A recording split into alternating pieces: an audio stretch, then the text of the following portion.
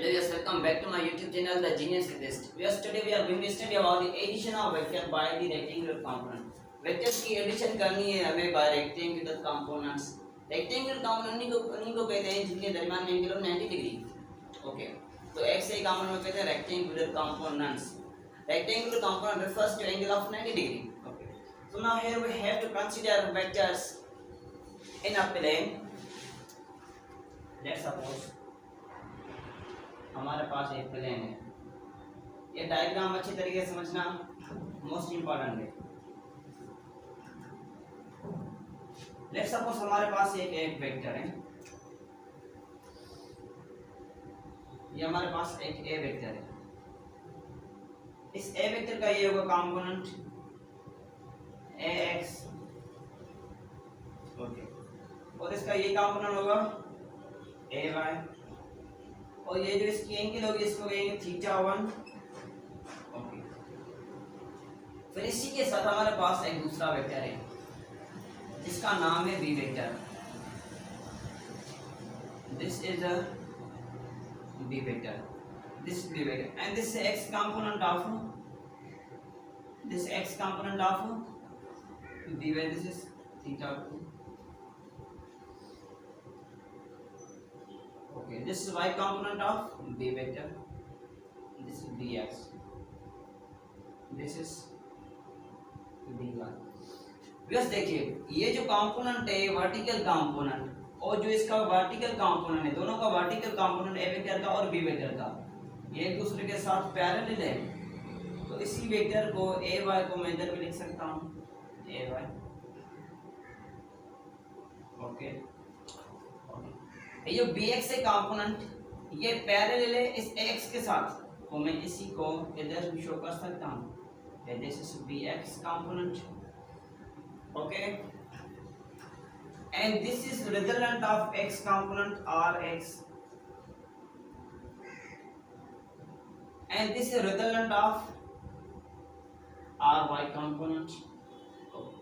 Now here we have to calculate its magnitude. In vectors का magnitude चाहिए कि magnitude क्या होगा. अब ये चीज मालूम करनी है. जैसे कि हमें नाम से मालूम हो सकता है कि एडिशन है, हमें चीजों को सम अप करना है. यहाँ पर दूसरी चीजें नहीं, यहाँ पर क्या है कंपोनेंट्स है. Okay. So firstly we discuss about the x component of vector. पहले हम वेक्टर के एक्स कंपोनेंट को स्टडी करेंगे, फिर वेक्टर के वाई कंपोनेंट को स्टडी करेंगे, फिर दोनों को ऐड करेंगे. वो लास्ट वन स्टेप 4 में करेंगे, उनका मैग्नीट्यूड मालूम. Okay. So let's start. Now step number first is that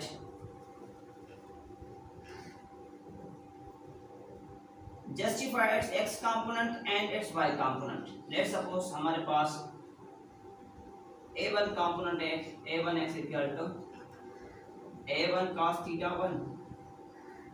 okay. और जो v1x कंपोनेंट हमारे पास वो इक्वल है b1 cos θ. Please keep in mind this a vector makes an angle of θ1 and this b vector makes an angle of θ2. So this is θ1 and this is θ2.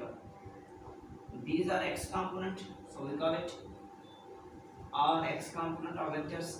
Now step number second is that here we have to focus on the y component or vertical component of a vector and b vector.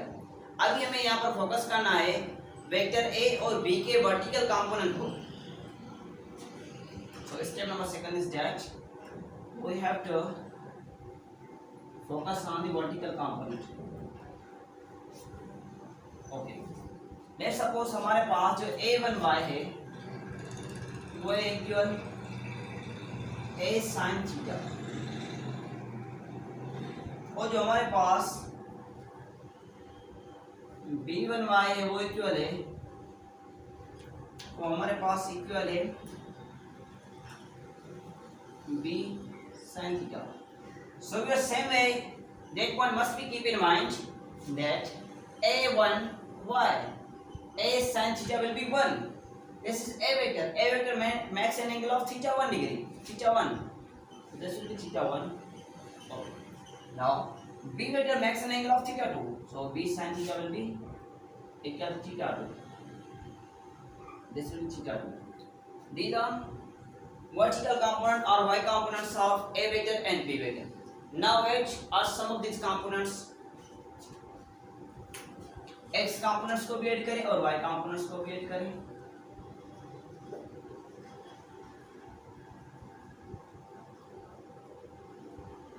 x plus bx ये components हो जाएंगे.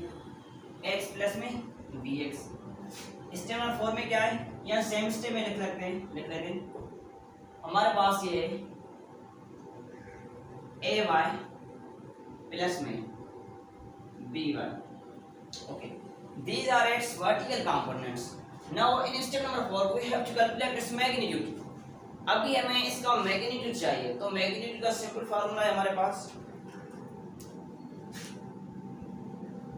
जो mostly हमने derivatives में किया है. R x square plus में R y square. R x square plus में आर वाई स्क्वायर. ये कैसे मालूम होता है?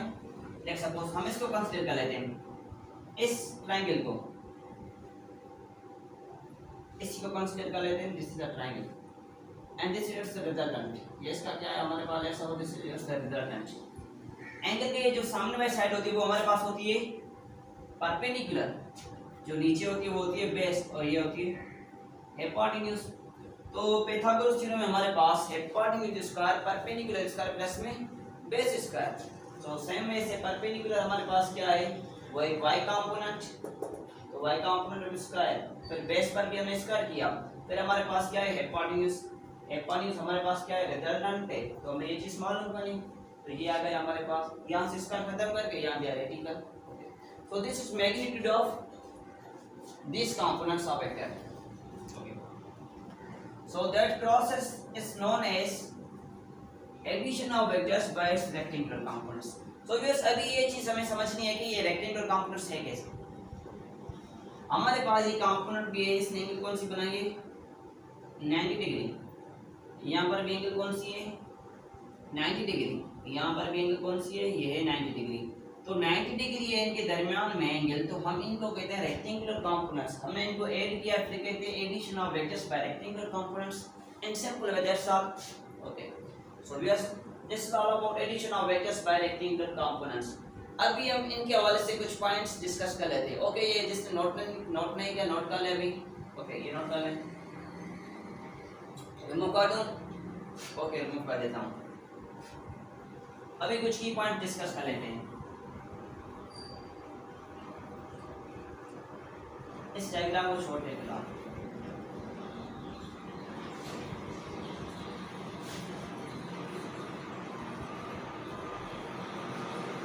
अभी क्वेश्चन नंबर फर्स्ट ये है कि हमारे पास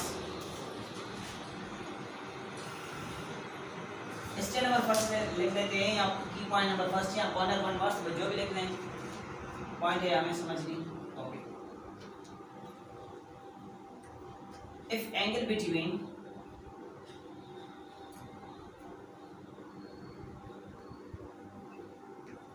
ax and ay component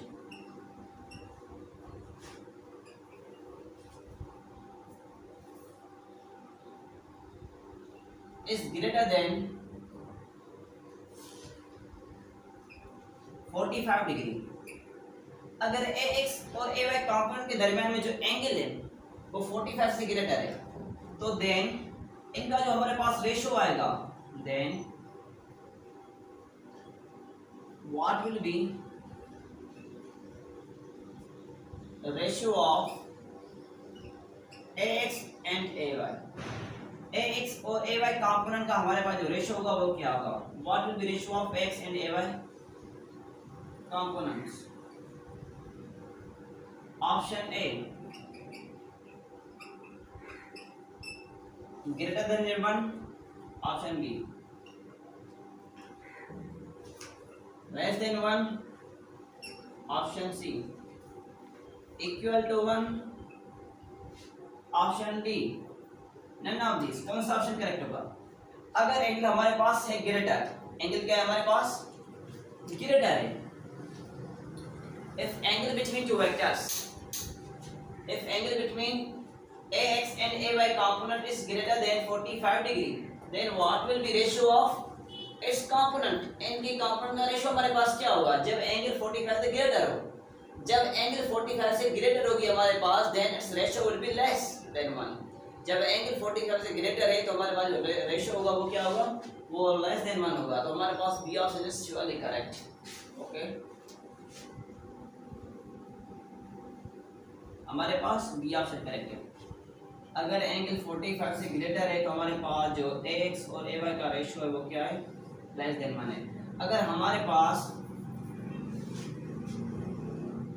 angle 45 degree से लेस है तो हमारे पास जो AX और AY का रेशियो है वो ग्रेटर होगा 1. एंटी रिवर्स है, एंटी क्रॉस है. अगर ग्रेटर है तो लेस देन 1, अगर लेस है तो greater than 1. Less or okay. So भी एक और एमसीक्यू डिस्कस कर लेते हैं.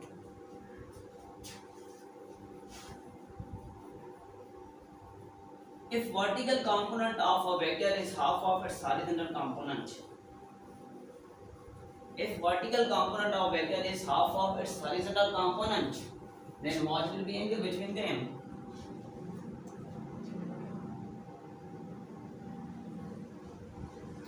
If vertical component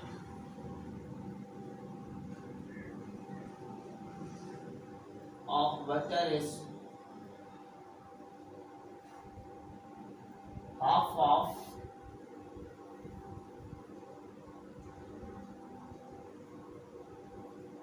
its horizontal component,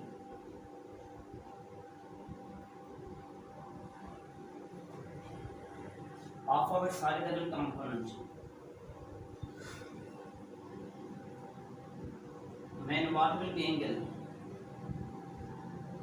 Then what will be angle? Angle क्या होगी? ऑप्शन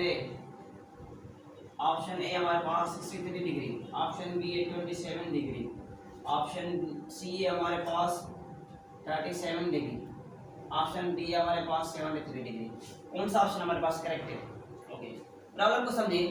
प्रॉब्लम में क्या है, if vertical component of vector, जो वर्टिकल कंपोनेंट है वो क्या है, हाफ ऑफ इट्स हॉरिजॉन्टल. जो हॉरिजॉन्टल कंपोनेंट उसका आधा है. कैसे? vertical component half is means equal, half of its horizontal. vertical component of vector is half, इसका मतलब होता है equal. जो vertical component है वो is equal है half of its horizontal component. then what will be angle between them? इनके दरमियान में एंगल क्या होगी? तो AY इक्वल होता है A sin थीटा के, और जो x इक्वल होता है वो होता है A cos थीटा के. A से कैंसिल, तो हमारे पास क्या है, sin theta equal to 1/2 into cos theta. cos theta यहाँ मल्टीप्लाई करता है, यहाँ करेगा डिवाइड. sin थीटा अपॉन में cos theta equal to 1/2. Okay, so you are well known about sin theta upon cos theta equal to tan theta, equal to tan theta. so this will becomes equal tan theta equal to 1/2. tan theta equal to tan inverse 1/2. We are not interested in the ratio tan theta. We are interested in the angle. So theta will becomes equal to tan inverse 1/2. जब ये आप solve करेंगे calculator पर तो हमारे पास answer आ जाएगा 27. tan inverse half is equal to 27 degree. जब ये कंडीशन होगी तो हमारे पास ये कंडीशन सेटिस्फाई होगी. जब ये एंगल होगी तो हमारे पास ये कंडीशन सेटिस्फाई होगी. तो इट मींस हमारे पास जो करेक्ट ऑप्शन है वो है B option is correct. Okay, and last one MCQ also ये नोट कर लें. ओके, रिमूव कर दूं. ओके, रिमूव कर देता हूं. लास्ट में एमसीक्यूज में ये है, if vertical component and horizontal component या component of vectors makes an angle of 30 degree, then what will be ratio of its horizontal and vertical component? Okay, question क्या है हमारे पास, if vertical या horizontal component, if horizontal component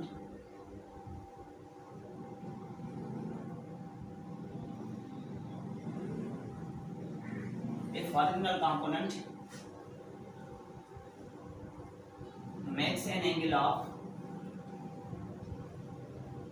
30 degree with respect to y axis या vertical component.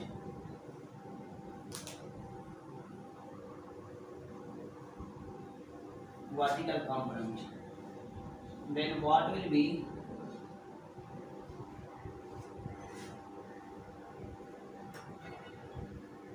ratio of component?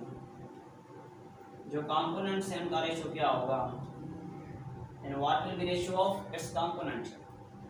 Option A, radical 3 by 1.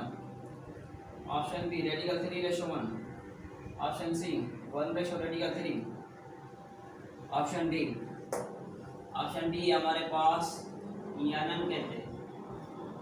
Option D है हमारे पास none. तो कौन सा ऑप्शन करेक्ट है? सिंपली प्रॉब्लम को समझें कि हमारे पास एंगल है 30 डिग्री. ओके, ये एंगल है ax और ay के दरमियान में, और जो x कंपोनेंट है वो इक्वल होता है a cos थीटा के, और जो ay इक्वल होता है a sin थीटा के इक्वल होता है. ओके, अभी क्या है, इनका जो रेशियो है, हमें रेशियो मालूम करना है. तो रेशियो सिंपली हमने ये पढ़ा है ax अपॉन में ay. Keep in mind that is horizontal. Horizontal का वर्टिकल के साथ है, तो ऊपर आएगा horizontal, then will be vertical. Okay, so ax equal to a cos theta, ay equal to a sin theta.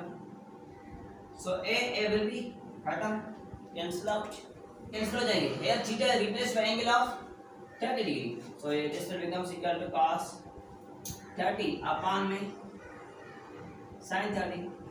So you are well known about that. Cos 30 is equal to radical 3 by 2 and sin 30 is equal to 1 by 2. 1 by 2. So 2 से cancel, हमारे पास क्या बचा? Radical 3 bye, हमारे पास क्या बचा? Radical 3 bye 1. Radical 3 bye 1, तो हम इसको लिख सकते हैं रेडिकल 3 रेशियो 1. सो हमारे पास कौन सा ऑप्शन करेक्ट है? सो श्योरली हमारे पास जो बी ऑप्शन है वो हमारे पास करेक्ट ऑप्शन है. ओके बस, so we are this all about today's lecture. So we जिसको ये हमारा लेक्चर पसंद आया वो हमारे चैनल को सब्सक्राइब करें और अपने दोस्तों के साथ शेयर भी करें. Okay, we are still next meet again.